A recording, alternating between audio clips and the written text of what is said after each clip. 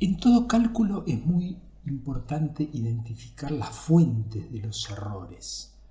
En este esquema se esquematiza el proceso de cálculo identificando los datos, es decir, la entrada del proceso, el proceso en mismo, con su precisión de cálculo justamente, y los resultados, es decir, la salida. Idealmente quisiéramos tener datos exactos. Idealmente quisiéramos poder representar todos los procesos en nuestro cálculo, incluso esos son procesos que podemos llamar infinitos, como todos los que implican un pasaje al límite, una integración, una diferenciación, una serie. Idealmente quisiéramos calcular con precisión infinita. En ese caso, ahí tendríamos los resultados exactos del cálculo. Ahora bien, en la práctica esto no sucede. En primer lugar, los datos ya vienen con sus propios errores. Eso impacta obviamente en los resultados. Por otro lado, los procesos infinitos no pueden ser representados en la computadora digital. La computadora digital no puede calcular una serie, es decir, sumar infinitos términos, tiene que truncar. La computadora tampoco puede integrar o diferenciar, tiene que finalmente aproximar estas operaciones por cálculos algebraicos, nuevamente introduciendo los errores de truncamiento, y eso impacta sobre los resultados. Finalmente, la precisión del cálculo nunca es infinita porque la computadora puede almacenar reales con una cierta precisión. Entonces, y en todo caso, lo que comete son errores de redondeo que también impactan sobre el resultado.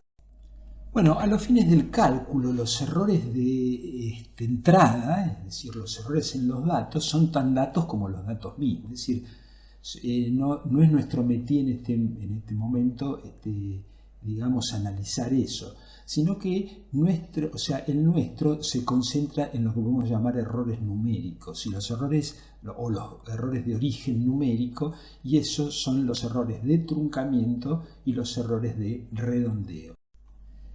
Aquí, a través de un ejemplo simple, queremos mostrar o ilustrar el comportamiento de los errores numéricos. Entonces lo hacemos a través del cálculo de una integral por algún método numérico. En realidad acá se usan dos métodos numéricos, la regla del trapecio y la regla de Simpson.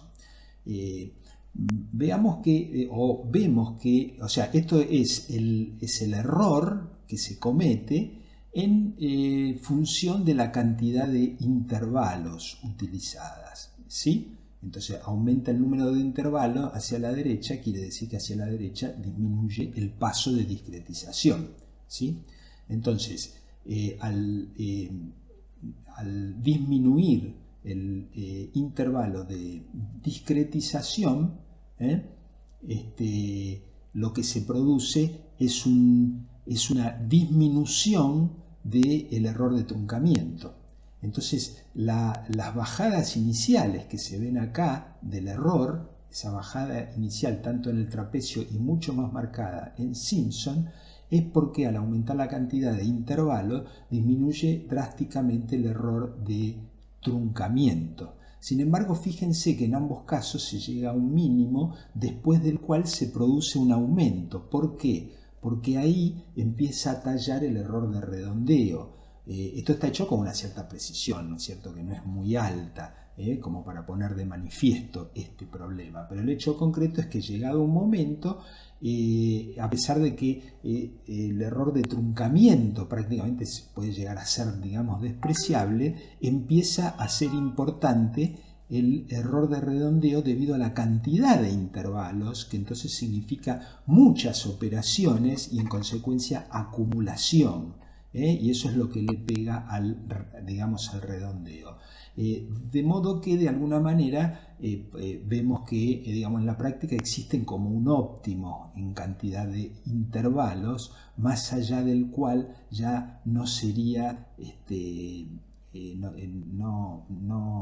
no sería conveniente continuar disminuyendo el paso, porque eso va a ser a costa de un aumento del error numérico.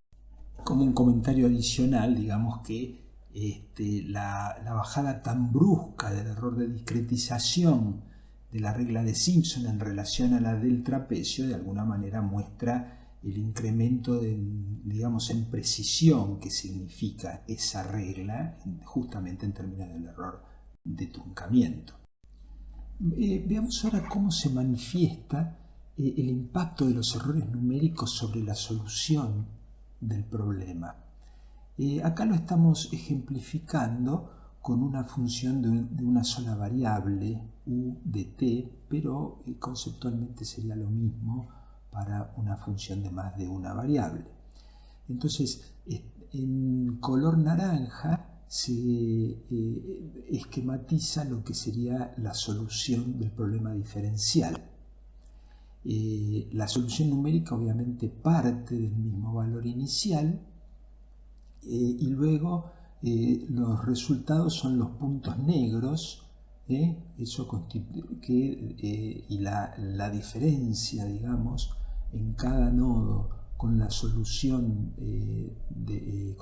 analítica sería el error de truncamiento que se va acumulando hasta conformar lo que hemos llamado el error global de truncamiento al final de este periodo de cálculo. Y sobre eso, en realidad, en cada paso de cálculo, como hay un almacenamiento de los valores en la memoria de la máquina, eso produce un error de redondeo que acá por supuesto ha sido amplificado y son los puntos verdes que serían como realmente el resultado que tenemos en máquina y que se lo ha representado de forma a demostrar que su signo puede ser variable. Eso está unido, esos son círculos abiertos donde aparecen ahí algunas líneas en verde, que sería como digamos, el resultado si no hubiera error de redondeo en ese paso. Bueno, estos se acumulan también y generan una contribución al error global del cálculo, que sería el error global de redondeo. Como complemento, es interesante hacer un análisis local al pasar de un paso de cálculo a otro, tal como se muestra en la ampliación a la derecha. Ahí lo que estamos mostrando es, por un lado, partiendo del valor calculado en n con todos sus errores, está marcado lo que sería digamos, la solución numérica exacta en el paso partiendo de n, pero en el paso n más 1. Y hay una línea azul, el punto final sería esa solución numérica,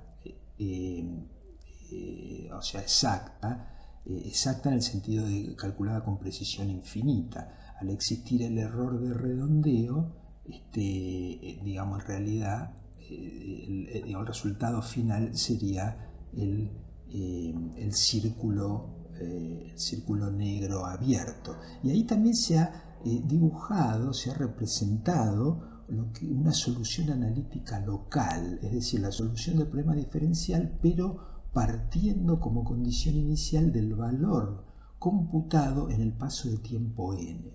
¿Para qué nos sirve esta solución analítica local?